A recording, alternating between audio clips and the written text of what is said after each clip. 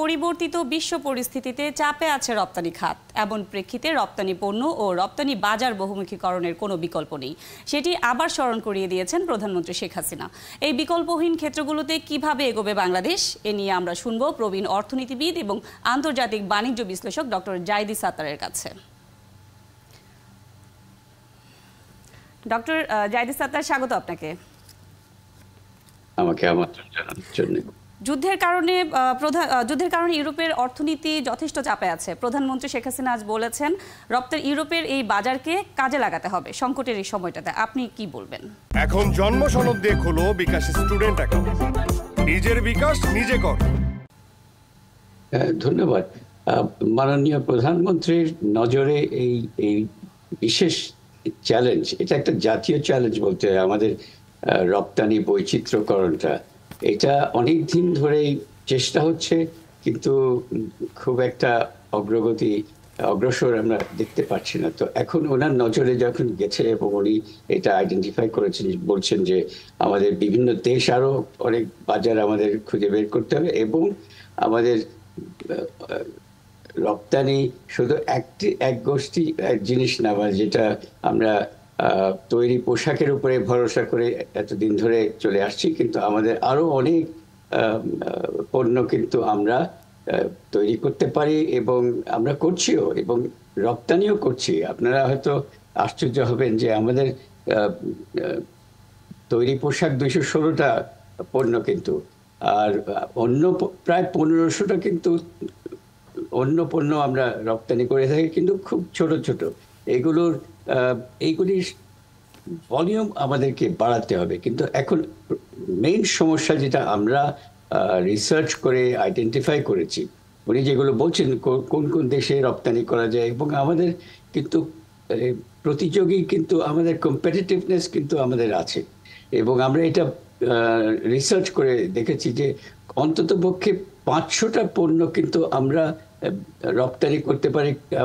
আমাদের স্ট্রং এবং moderately high competitiveness আছে অন্যান্য যেসব রপ্তানিকারক দেশ আছে তাদের তুলনায়।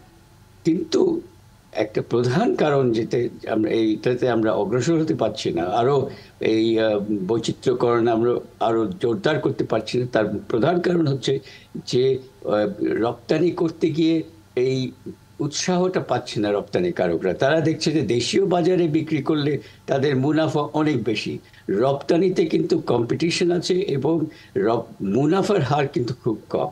এখন এই জিনিসটা, এই যে ইমব্যালেন্সটা, এটা আমাদেরকে যদি ঠিক না করি, এবং সেটা ঠিক করার জন্য কিন্তু আমাদের এই যে শুল্ক নীতি, যেটা সংরক্ষণ শুল্ক নীতি, যেটা আমাদের দেশীয় বাজারে জিনিসপত্রের দাম অনেক বাড়িয়ে রেখেছে এবং দেশীয় বাজারে মুনাফার হারটা বাড়িয়ে রেখেছে রপ্তানির তুলনায়, এই ব্যালেন্সটা আমাদেরকে রেশনালাইজ করতে হবে। এবং অলরেডি জাতীয় শুল্ক নীতি 2023 কিন্তু লঞ্চ করা হয়ে গেছে। এর মধ্যে কিন্তু এসব নীতিগুলো কিন্তু দেওয়া আছে যাতে করে রপ্তানি বৈচিত্র্যকরণ করা যায়। এই ডক্টর জাইদি সাত্তার, বাংলাদেশি পণ্যের দাম বিশ্ববাজারে এখনো অনেক কম।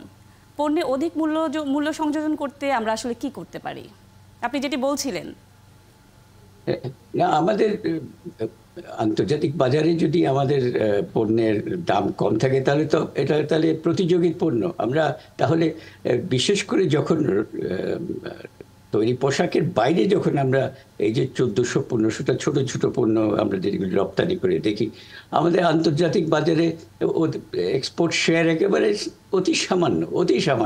সো অতি সামান্য, তার অর্থ এই যে মানে আমাদের চাহিদার কোনো অভাব নেই, আমাদেরকে শুধু সেই উৎসাহ, কিন্তু রপ্তানি করতে উৎসাহ থাকতে হবে। একটা প্রস্তুতকারক তো দেখবে যে দেশীয় বাজার আছে এবং রপ্তানি বাজার, এই দুটো বাজার আছে, এই দুটো বাজারের কোন বাজারে তারা রপ্তানি করবে, বিক্রি করবে, সেটা সিদ্ধান্তটা নিয়ে মুনাফার হার কোথায় বেশি আছে সেটা একটা ইয়ে করে। তো সেইখানে মুনাফার হার যাতে করে দেশীয় বাজারে আর একটু রেশনালাইজ করা যায়, মানে রপ্তানির তুলনায় দেশীয় বাজারে যদি মুনাফাটা একটু ব্যালেন্স করা যায়, যদি খুব বেশি থাকে, আপনি আমাদের রপ্তানিতে যে ভর্তুকি দেওয়া হচ্ছে, এই ভর্তুকি দিয়েও কোনো লাভ হচ্ছে না, কারণ দেশীয় বাজারে যে সংরক্ষণ শুল্ক এত বেশি যে ওই ভর্তুকির অনেক গুণ বেশি। সুতরাং দেশীয় বাজারে এই মুনাফার হার এত বেশি, এই একটা যে এটা একটা বড় বাধা, অনেকে বুঝতে পারে না যে আমরা এখন রপ্তানিকারকরা এই যে বিভিন্ন দেশে যাবে, তাদেরকে বেশ কাঠখড় পোড়াতে হয়, তাদের স্ট্যান্ডার্ড মেনটেন করতে হয়, কোয়ালিটি দিতে হয়, এইগুলো না করে দেশীয় বাজারে খুব সহজে বিক্রি করা যায় এবং মুনাফাও বেশি। আজও কিন্তু প্রধানমন্ত্রী বলেছেন যে ডক্টর জাহিদ সাত্তার, প্রধানমন্ত্রী কিন্তু বারবার একই কথা বলছেন, সবসময় একই কথা বলছেন যে রপ্তানির বাজার বহুমুখীকরণের পরামর্শ দিয়েছেন, আজকেও দিয়েছেন, আগেও দিয়েছেন। এইটা কেন বাস্তবায়ন হচ্ছে না?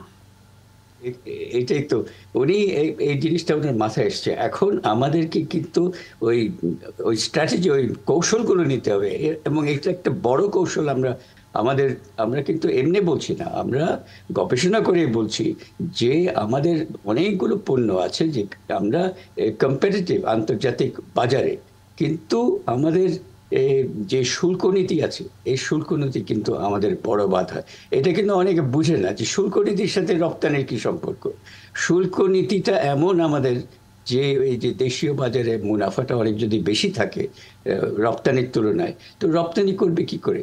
সো সেই জন্য আমাদের বৈচিত্র্যকরণ, মানে অনেকে বলে যে আমরা কম্পিটিটিভ না, আমরা আর কি তৈরি পোশাক ছাড়া আর কি রপ্তানি করব।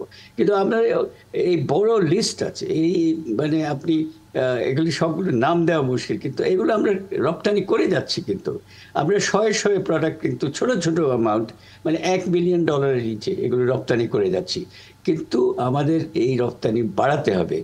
বর্তমানে আমাদের 84% যেখানে। জি, ডক্টর জাহিদ সাত্তার, অসংখ্য ধন্যবাদ আপনাকে। আপনি যেটা বললেন যে রপ্তানি বহুমুখীকরণে রপ্তানির যে শুল্ক নীতি আছে, এটার পরিবর্তন খুবই জরুরি। অসংখ্য ধন্যবাদ আপনাকে। দর্শক, আমরা কথা বলছিলাম রপ্তানি বাজার বহুমুখীকরণ নিয়ে। আমাদের সাথে ছিলেন ডক্টর জাহিদ সাত্তার।